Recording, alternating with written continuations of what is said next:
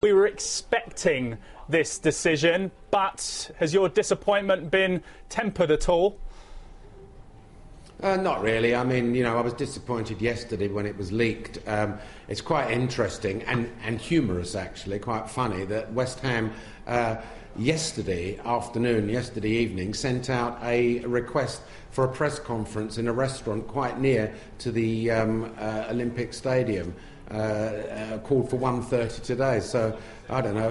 Everybody can draw their own conclusions about this fair process, so to speak. Well, you mentioned at the beginning there, you said leaks in the process, leaks as far as press conferences are concerned. Is this now a situation where Tottenham are going to look into legal matters and potential avenues as far as getting this decision changed? Well, I don't talk for the board of Tottenham, but I would very much doubt it. I think we just have to step back and get on and think about where Tottenham's going in the future. And what we take from this, I guess, is to notice that, for example, Newham Council, the so-called poorest council in the country, has chipped in 40 million quid.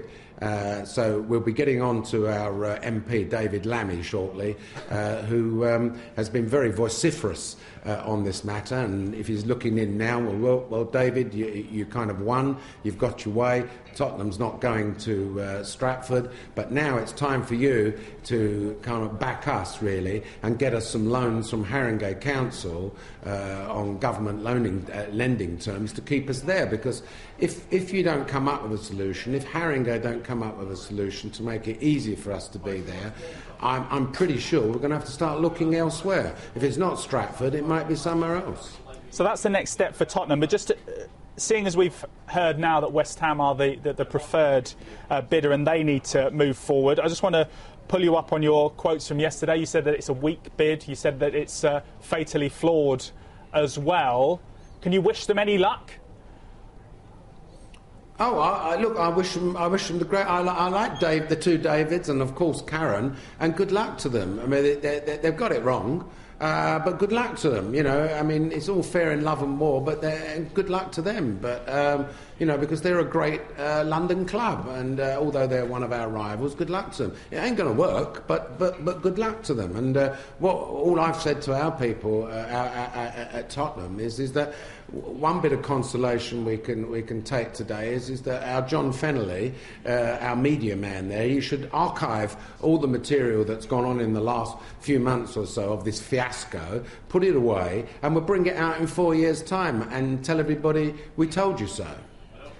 As far as West Ham are concerned, though, I just want to ask you about what's actually going to be going on inside that stadium. It's going to be a 60,000-seater stadium. The running track is going to stay. Just your opinion on what that stadium potentially is going to look like and what it's going to be like for fans and board members in the posh seats as well.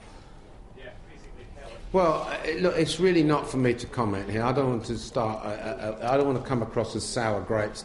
They have got their own plans. It is well documented worldwide that stadiums that try to accommodate football and a running track simply don't work.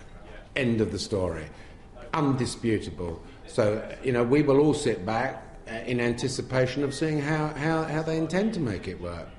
Just one final question, Lord Sugar. You've obviously had the ear of the government in the past. You've been employed by the government to help them with certain stratas of society. As far as this process now, the London Mayor has to ratify it, ministers have to ratify it as well. They're expected to rubber stamp it. Do you expect there being any more twists, or is that it now, done?